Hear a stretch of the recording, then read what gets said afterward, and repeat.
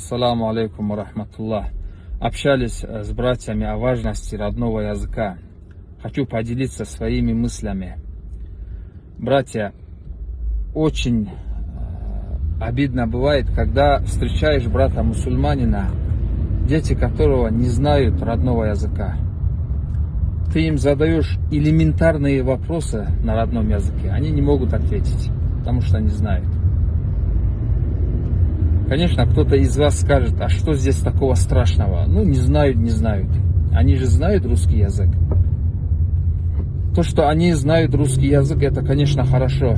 Но это никак не отменяет важность родного языка.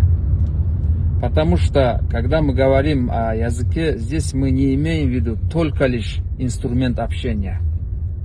Мы должны знать и понимать, братья, что дети вместе с языком берут культуру.